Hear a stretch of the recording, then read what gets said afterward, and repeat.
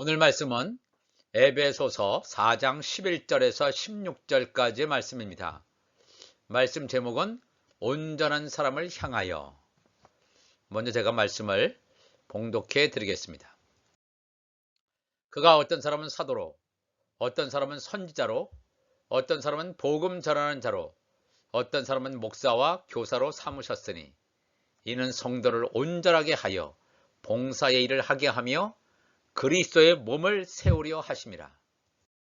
우리가 다 하나님의 아들을 믿는 것과 아는 일에 하나가 되어 온전한 사람을 이루어 그리스도의 장성한 분량이 충만한 데까지 이르리니 이는 우리가 이제부터 어린아이가 되지 아니하여 사람의 속임수와 간사한 유혹에 빠져 온갖 교훈의 풍조에 밀려 요동하지 않게 하려 함이라.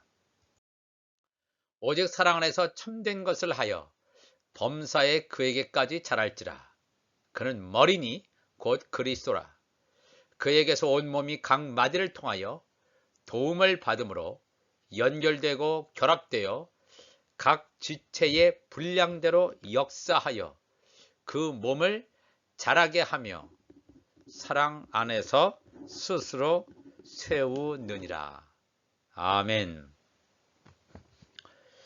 교회를 그렇게 오래 다녔으면서도 또한 교회에 그렇게 오랫동안 몸담고 있으면서도 우리는 사역자와 평신도라고 하는 이분법에 갇혀서 살아왔습니다. 교회의 사역은 교회의 전문 사역자만이 해야 되는 것처럼 생각하고 평신도는 그 사역의 보조적인 역할만 해야 하는 것으로 이게 딱 구분 지어 놓고서 그 구분을 깨는 것을 금기시하는 풍조가 있어 왔음을 부인할 수 없습니다. 물론 요즘에 와서는 평신도 사역자들도 많이 볼 수가 있습니다. 그렇다면 오늘 이 본문 말씀을 통해서 우리의 이분법적인 이러한 사역자와 평신도라고 하는 이 분리가 얼마나 잘못된 것인지를 깨달아야 할 것입니다. 물론 이 성경은 교회의 사역자의 역할을 먼저 이야기합니다. 사역자가 없이 어떻게 교회가 예수님의 몸처럼 성장할 수 있으며 평신도들이 훈련받고 성장할 수 있겠습니까? 먼저 이 에베소서 4장 11절 보면 그가 하나님께서 어떤 사람은 사도로, 어떤 사람은 선지자로, 어떤 사람은 복음 전하는 자로, 어떤 사람은 목사와 교사로 삼으셨으니 그랬습니다. 어떻게 보면 이 사도, 선지자, 복음 전하는 자, 목사, 사실 이 목사는 정확한 표현이 아니라 사실 이 목자입니다. shepherd, 목자, 교사. 이 교회의 오중직의 사역입니다. 초대교회는 분명히 이런 5가지 오중직이 있었지만 현대에서는 이렇게 뚜렷하게 사도를 찾아보기는 참 어려운 시대에 우리가 살고 있는 것은 분명합니다. 사도라고 하는 것은 그 뜻 자체가 부르심을 받은 사람, 특별히 하나님의 어떤 임무, 사명을 따라서 부르심을 받은 예수님의 12 제자와 같이 사도 바울과 같이 특별히 이 기독교를 시작할 때에 파운데이션을 놓은 이 사람을 우리가 보통 사도라고 보통 얘기를 합니다. 그러한 사도가 있는가 하면 또 이 선지자라고 하는 것은 현재 하나님의 말씀을 전하기도 하지만 미래적인 것을 예언하고 교회의 방향을 정해주는 이런 사람이 선지자, 교회의 눈 같은 역할을 하는 거죠. 그 다음에 복음 전도자라고 하는 것은 어느 한 지역교회에 매이지 않고 이 순회 사역자처럼 이곳저곳을 다니면서 하나님 나라의 복음을 전하는 그러한 자를 복음 전도자, 순회, 복음 순회 전도자 이런 식으로 부를 수가 있겠습니다. 이벤젤리스트죠. 또 어떤 사람은 목자, 이 현재 어떤 이 목사님들, 이 목사 이런 사역자들 어느 한 교회의 로컬 처치에 매여서 하는 사람들, 이 목사 또는 우선은 목자죠. 정확한 것은 목자, shepherd, 양들을 돌보고 인도하는 이런 목자와 그 다음에 이 하나님의 말씀을 전달하는 교사, 티처 이런 사명을 가진 사람들로 볼 수가 있습니다. 이런 사람들의 공통점은 다 말씀을 전하는 사람들입니다. 뭐 지역교회에서 전하든 전 세계에 나가서 전하든 어떻든지 관계없이 말씀을 저 자신도 훈련 받았지만 이 말씀을 증거하는 전달자가 되겠습니다. 그렇다면 이 사도행전 6장 5절을 보면 이런 말씀이 있습니다. 사도행전 6장에는 우리가 다 잘 아는 것처럼 7명의 집사를 세우는 것이 나타납니다.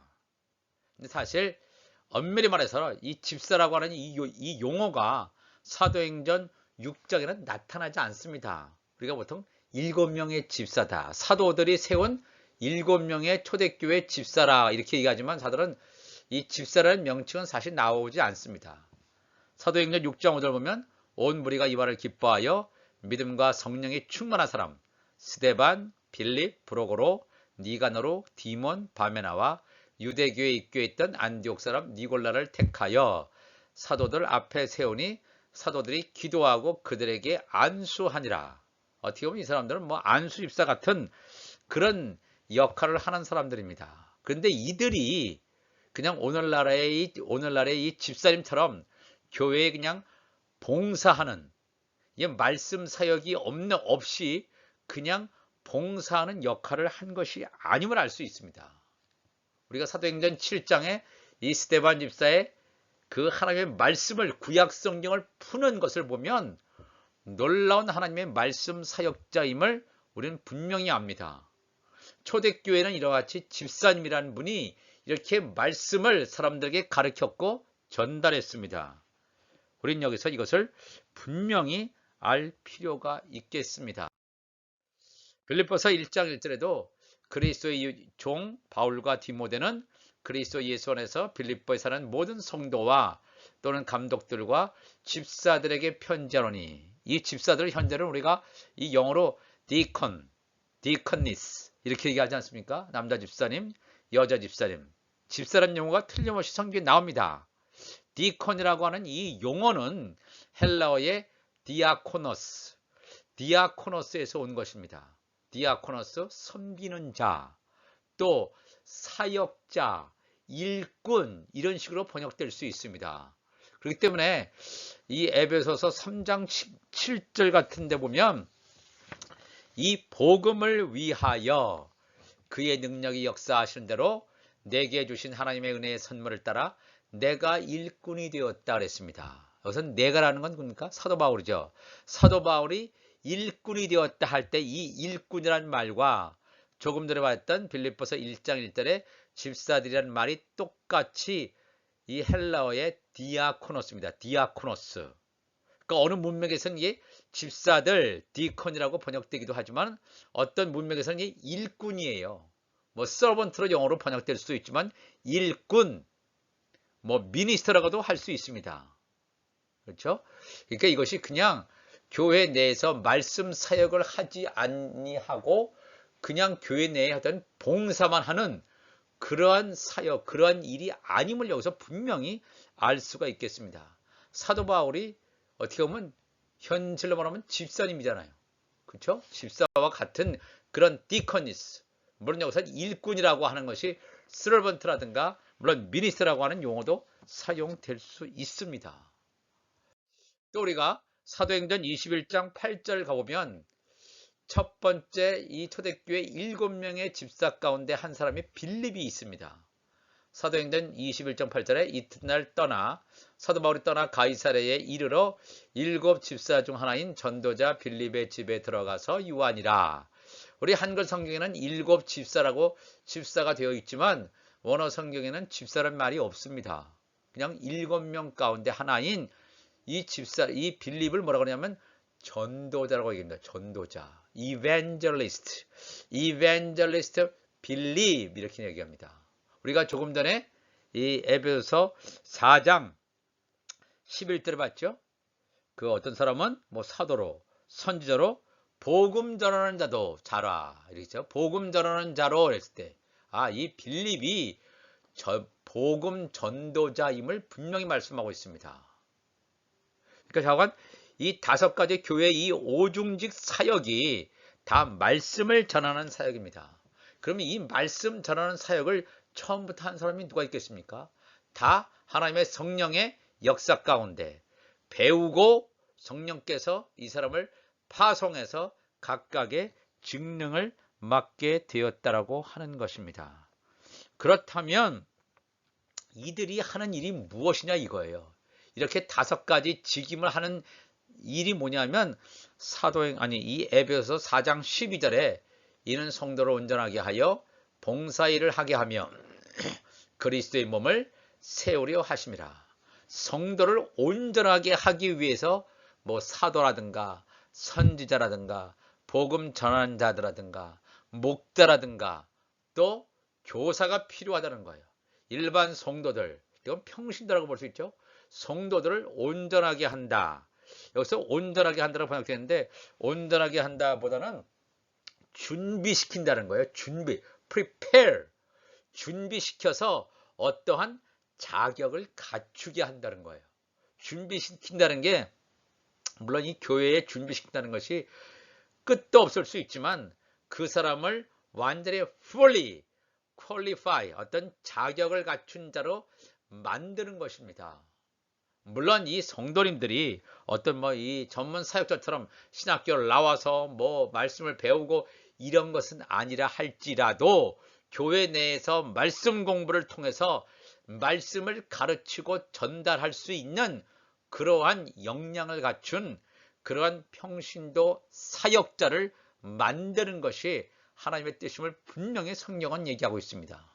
계속해서 목사나 전도사한테 의지해서 평생 그냥 말씀을 듣는 자로 살아가는 것이 아니라 성도를 준비시킨다는 것, 준비시켜서 이 전문 사역자로 되어질 수 있도록 준비시켜서 만약에 하나님의 성령의 뜻 가운데서 어느 성도님을 다른 지역 가서 말씀 사역자로 가게 하신다면 순종해서 이 창세기부터 요한계시록까지 말씀을 증거할 수 있는 사람으로 준비시킨다는 것입니다.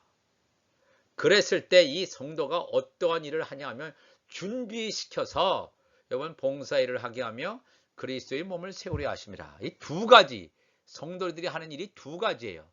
우리말로 이거를 봉사의 일이라고 이렇게 번역을 했는데 이건 좀 아쉬운 번역입니다. 사실 여기서 봉사라고 하는 것은 헬라어 디아코니아. 아까 그 집사라든가 일꾼을 디아코노스라고 했죠. 디아코니아라고 하는 것이 물론 봉사라고 해서 전혀 틀린 건 아닙니다만 이거 대부분 영어 성경에서 다 미니스트리라고 번역을 하고 있습니다. 그러니까 이게 사역의 일을 하게 하며 이랬어요. 성도들을 준비시키는 게 뭔가 목사들을 도우는 보조적인 역할만 하는 것이 아니라 사역의 일을 하기 위한 거예요. 성도님들을 준비시켜서 사역의 일, 미니스트리의 일을 하게 하는 것이 성도들을 준비시키는 것입니다. 과거 로마 카톨릭에서는 라틴어 성경으로만 가르침으로 말미암아 일반 그 당시에 성경이 번역되지 않기 때문에 그냥 신부들만 이 라틴어 성경을 알고 평신도들은 성경을 읽지도 못한 그런 시대가 있었지만 이제는 세계 언어로 지금 성경이 거의 다 좀 번역되어지는 시대에 자국어 성경이 있지 않습니까? 이 평신도들도 말씀을 읽고 깨닫고 성령의 주시는 은사를 따라서 말씀을 전할 수 있단 말입니다. 사역의 일을 하기 위해서 성도를 준비시키는 것, 이것이 바로 이 에베소 4장 11절에 이 5가지 직능 가진 사람들이 해야 될 일이에요. 말씀을 그들에게 가르쳤으면 그들이 언젠가는 사역자로 나서야 돼요. 전문 사역자가 아니라 할지라도 사역의 일을 하게 하며 또 두 번째로 중요한 게 그리스도의 몸을 세우게 한다 그랬습니다. 이게 얼마나 중요한 것인가를 알 수 있습니다. 성도들이 그리스도의 몸을 이루어 나가야 한다는 것입니다. 왜냐하면 이 그리스도의 몸이라는 것은 바로 예수님의 지체라는 것을 의미하기 때문입니다. 예수님과 한 몸으로 연합을 이루는 것을 말합니다. 그리스도의 몸을 이룬다, 다 하나님의 자녀로서 살아가는 그 일을 하는 사람들이 누구냐? 이 성도들이 그런 일을 해야 된다는 것을 분명히 말씀하고 있습니다. 그래서 에베소 4장 13절에 우리가 다 하나님의 아들을 믿는 것과 아는 일에 하나가 되어 온전한 사람을 이루어 그리스도의 장성한 분량이 충만한 데까지 이르리니 그랬어요. 그러니까 이 성도들이 사역의 일을 하고 그리스도의 몸을 세우는 것까지 가는데 과연 궁극적인 목적은 뭐냐면 오늘 이 말씀의 제목대로 온전한 사람을 향하여 가는 거예요. 온전한 한 사람을 향하여. 말씀을 전하는 자도 온전한 사람을 향하여. 또 말씀을 듣는 자도 온전한 사람을 향하여. 믿음의 성숙한 자로 향하여 가는 것. 바로 이것이 공통적인 목적이 되겠습니다. 온전한 자, 믿음의 성숙한 자라고 하는 것은 뭐라고 말하고 하냐면 우리가, 사도 바울이 그런 얘기했죠. 우리가, 사도 바울 자신도 온전한 사람으로 가길 원하는 거예요. 온전한 자라는 것은 하나님의 아들을 믿는 것과 아는 일에 하나가 된다 그랬어요. 하나가 되는 사람. 이 온전한 사람이라는 건 뭡니까? 믿음의 초보자가 아니에요. 하나님의 나라에 멀지 않은 너무나 가까이 와 있는 그러한 성장하는 사람이란 말입니다. 하나님의 아들을 믿는 것, 우리는 하나님을 믿는다고 하죠. 근데 이 성경은 분명하게 하나님의 아들을 믿는 것과 아는 것을 연결시켜서 성경은 우리에게 말씀하고 있습니다. 믿음의 수준만큼 하나님의 말씀을 이해한다고 보면 크게 틀리지 않을 것입니다. 하나님의 말씀을 이해한다는 말은 말씀을 제대로 깨닫는 것입니다. 하나님의 말씀을 깨닫기 위해서는 뭐예요? 성령의 역사가 분명히 있어야 돼요. 성령의 역사가 없이는 말씀을 깨달을 수가 없기 때문에 그렇습니다. 단순히 성경에 대한 지식을 많이 알고 있다는 말이 아닙니다. 이 창세부터 요한계시록까지 하나님의 말씀을 내가 10년, 20년 쭉 들어보지 않았습니까? 이 말씀이 연관돼야 되고 이것이 하나의 줄로 연관돼서 나의 삶이 변화되는 것까지 가는 이것이 깨닫는 것입니다. 그냥 머릿속으로만 알고 있는 것이 아니라 나의 마음속으로 이 말씀이 내려오는 거예요. 그러니까 믿는 것과 아는 것이 하나가 되는 것. 하나의 말씀을 내가 깨닫는 것처럼 보여주는데 그 말씀대로 온전히 살지 못하고 완전히 세상에 빠져 산다. 사실 이런 일은 없겠지만 그런 경우는 말도 안 되는 것입니다.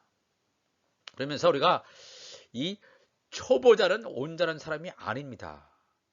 그러니까 정말 이 온전한 사람이라고 하는 것은 하나님의 선과 악을 판단하는 지혜가 있습니다.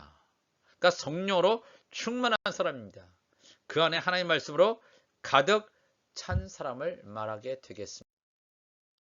그러면서 그 온전한 사람과 대비돼서 에베소 4장 14절에 이는 우리가 이제부터 어린아이가 되지 아니하여 사람의 속임수와 간사한 유혹에 빠져 온갖 교훈의 풍조에 밀려 요동하지 않게 하려 함이라. 이 온전한 사람, 어린아이를 이렇게 비교하고 있죠. 믿음의 어린아이는 믿음의 어린아이. 사람의 속임수와 간사한 유혹에 빠졌다 그랬어요. 사람이 만들어 놓은 거짓말이 있단 말입니다.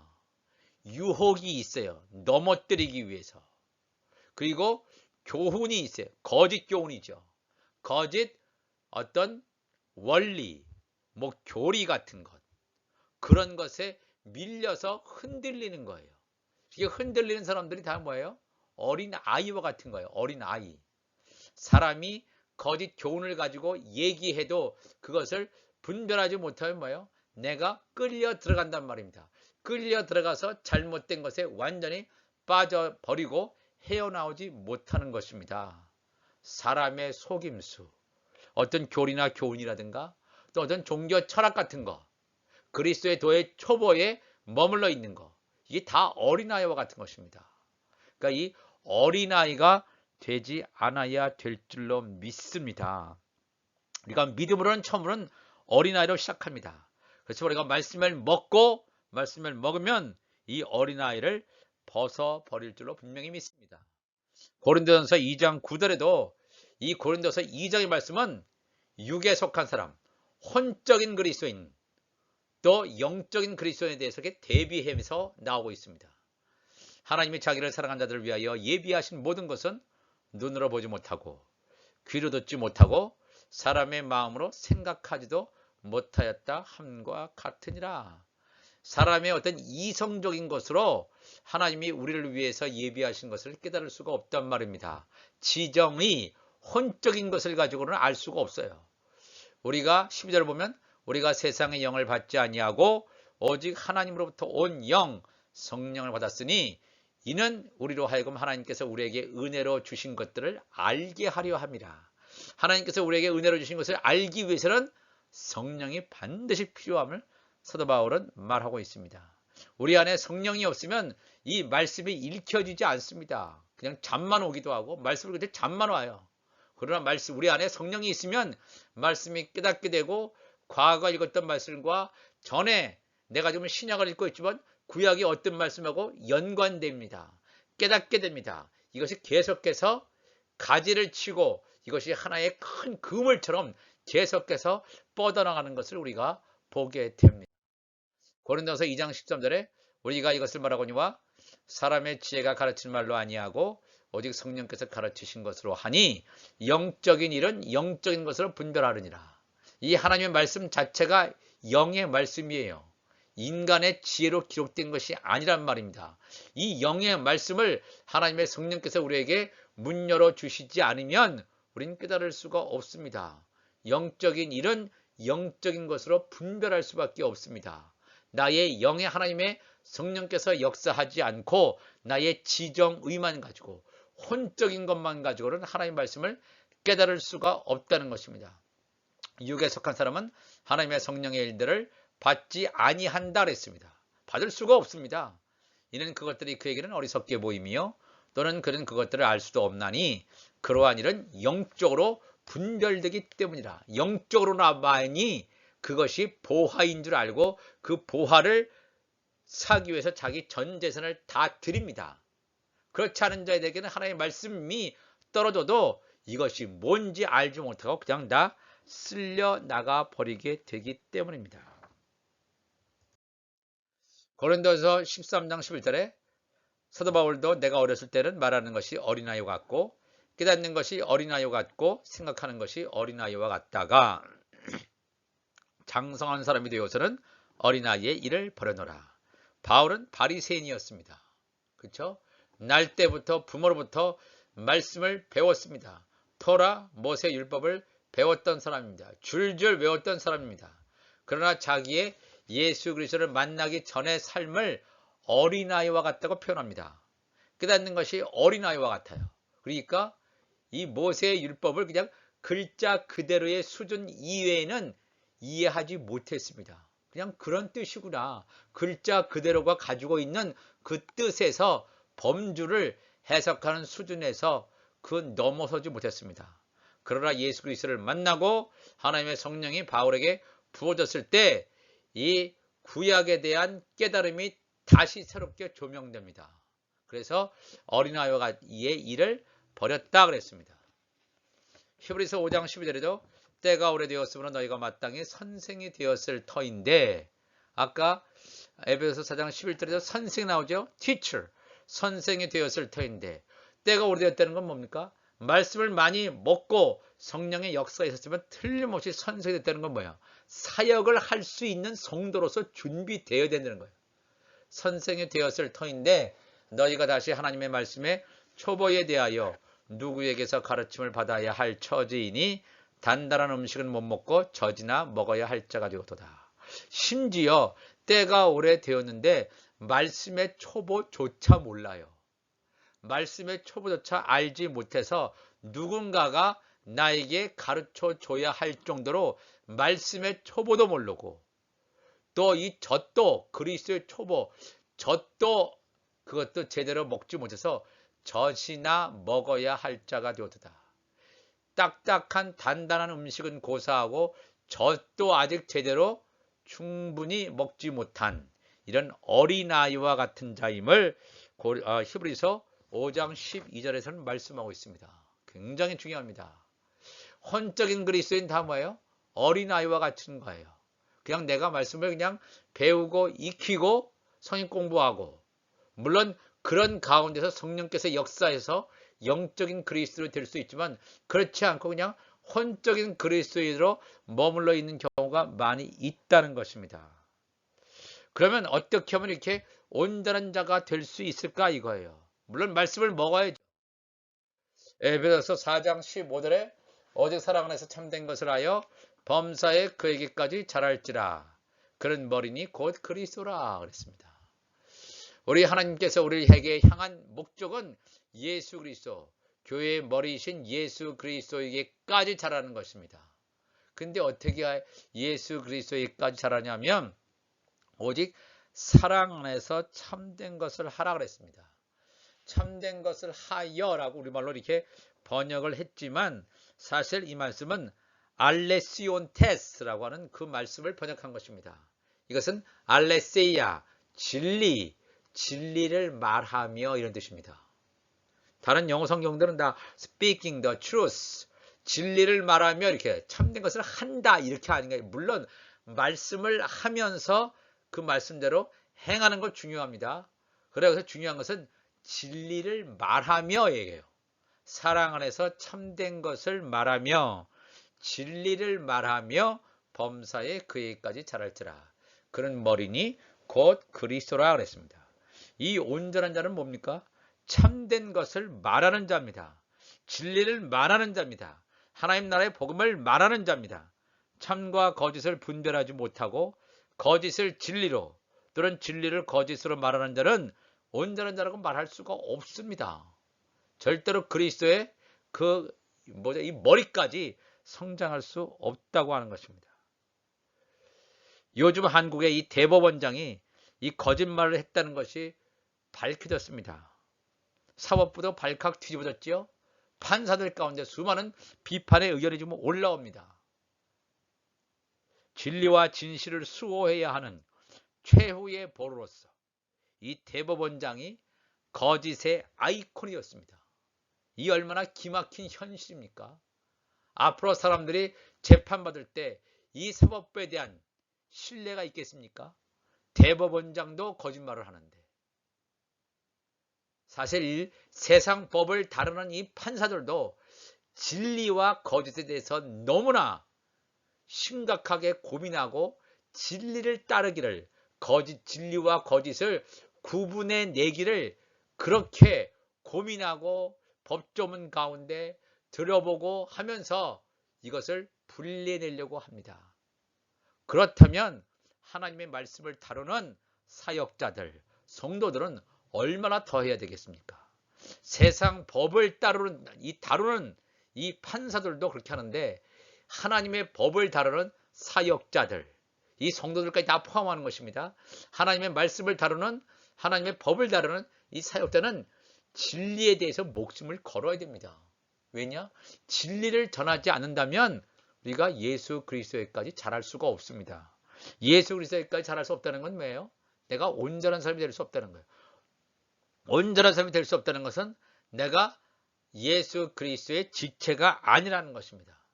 선한 사람은 그 쌓은 설에서 선한 것을 내고 악한 사람은 그 쌓은 설에서 악한 것을 낸다 그랬습니다. 우리 안에 진리가 가득 찰 때 진리를 말을 해야 돼요. 지금 진리를 말하기가 얼마나 어려운 시대에 삽니까? 그렇죠?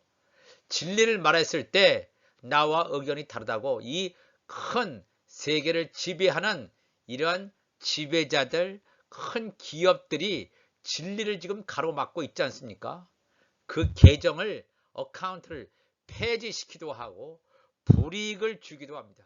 유튜브에 어떤 진리가 올라가면 자기의 뜻이 아닌 걸 다 삭제해버리고 그 사람에 대해서 맹공격을 하는 그러한 시대에 우리가 살고 있습니다. 우리가 이 참된 것을 말할 수 있는 자, 이게 용기가 아니라 정말 예수 그리스도로부터 나온 그런 믿음이 아니고서는 우리가 할 수 없는 시대에 살아갑니다. 그렇기 때문에 에베소서 4장 16절에 그에게서 예수 그리스도에게서 온 몸이 각 마디를 통하여 도움을 받음으로 연결되고 결합되어 뼈와 뼈를 연결하는 인대 같은 거 있죠. 아니면 인대나 관절을 통해서 뼈와 뼈를 연결해서 서로 간에 조화롭게 딱 맞게 연결되고 연합되고 결합되게 만드는 것입니다. 왜냐하면 그렇게 결합되어야지만 예수 그리스도의 몸이 되는 거예요. 근데 예수 그리스도의 몸이 될 때 각 지체의 분량대로 역사하여 그 몸을 자라게 하며 사랑 안에서 스스로 세우느니라. 각 지체의 분량대로 역사하는, 각 지체의 분량대로, 각 지체의 분량대로 내가 활동해야 돼요. 만약에 그렇게 하지 않고 예수 그리스도의 몸에서 나같이 작은 하나의 지체쯤이야 별로 중요하지 않아 하면서 그냥 대충 하거나 게으름을 보인다면 어떻게 되겠습니까? 예수님의 몸의 지체대로 활동한다는 거. 나의 지체가 작든지 크든지 관계없이 내가 예수 그리스도의 몸의 한 지체라면 이것을 활동적으로 움직여야 돼요. 죽은 자가 아니라 활동적으로 역사하고 움직여 나갈 때에 예수 그리스도의 몸을 자라게 한다 그랬어요. 예수 그리스도의 몸을 자라게 하며 사랑 안에서 스스로 세운다 그랬어요. 스스로 세우느니라. 에베소서 4장 1절에도 이 성도를 준비시켜서 사역의 일을 하게 하며 그다음에 그리스도의 몸을 세우려 한다 그랬어요. 그리스도의 몸을 세우려 한다. 그리스도의 몸을 세우기 위해서는 어떻게 됩니까? 바로 우리 성도들 한 사람 한 사람이 사역자가 돼야 돼요. 어느 교회 나가서 날마다 하는 것은 아니라 할지라도 내가 만나는 자들에게 내가 말씀을 들은 것 소화해서 말씀을 나눠주는 자가 바로 이 에베소서에서 말한 사도 바울의 에베소 교회를 향한 하나님의 말씀입니다. 바로 이것이 우리에게 주어진 말씀인 줄 믿습니다. 그렇게 할 때 이 몸이 자라는 거예요. 우리 각자 이러한 사역의 일을 감당할 때에 그리스도의 몸이 성장함으로 말미암아 사랑 안에서 스스로 세우느니라 그랬습니다. 지금 이 시간에는요, 많은 사람들이 지금 진리에 깨어나지 못한 가운데 있습니다. 세상 역사를 비유하지 않더라도 우리가 깨어나야 돼요. 그래서 Great Awakening 하는 시대에 우리가 살고 있습니다. 그냥 이 Awakening이라는 게 미국에 있었던 그냥 대각성 운동, 과거의 어떤 하나의 흐름처럼 하나의 운동처럼 지나갔던 정도가 아니라 세상 역사를 보고 하나님 나라의 역사를 봤을 때 뭐가 진리인지 뭐가 거짓인지 이것을 냉철하게 볼 수 있는, 물론 이성도 있지만 이성 가지고 안 됩니다. 하나님의 성령의 기름 부으심을 받음으로 말미암아 정확하게 분별함으로 말미암아 사람이 가르쳐준 거짓의 유혹에 빠지지 말고 저것이 거짓이구나, 저것이 잘못된 것이구나, 우리의 길을 저것이 혼탁하게 하는구나, 우리를 방황시키는구나, 이것을 명확하게 집어내서 우리가 깨닫고 깨어나서 다른 사람들에게 하나님의 말씀을 전하는 것, 바로 그 자가 온전한 자인 줄 믿습니다. 우리가 다 이 말씀을 듣는 자들이 온전한 자를 향해서 갈 수 있도록 우리가 말씀 먹고 기도하고 그러므로 말미암아 우리 안에 하나님의 성령으로 충만한 여러분과 제가 되시기를 바랍니다. 다 같이 기도하시겠습니다. 하나님 아버지 감사합니다. 우리가 살아가는 시대에 이 진리가 진실이 있어도 외치지 못하는 이러한 시대에 살아갑니다. 진리를 몰라서 외치지 않는 사람과 진리를 알아도 나에게 어떤 해악이 있을까봐, 해가 될까봐 외치지 못하는 사람이 있습니다. 하나님, 우리는 그런 사람 되지 않게 도와주시고 진리를 명확히 깨닫고 정확하게 하나님의 말씀을 전하게 하시고 세상의 역사 가운데서, 세상의 흐름 가운데서 하나님, 우리가 진리를 전하고 진실을 전할 수 있는 하나님의 사람이 될 수 있도록 도와주시옵소서. 그러므로 말미암아 그리스도의 몸을 세우는 사역의 일을 감당하는 온전한 사람들이 될 수 있도록, 성숙한 사람들이 될 수 있도록, 더 이상 어린아이가 되지 않고 성숙한 사람, 온전한 사람이 되어로 말미암아 예수 그리스도의 지체로서 이 마지막 때에 주님과 동행하고 온전히 예수님께서 공중들임하실 때 휴거되는 놀라운 하나님의 역사를 경험하는 우리 모두가 되게 하여 주옵소서. 감사하며 예수님의 이름으로 기도합나이다. 아멘.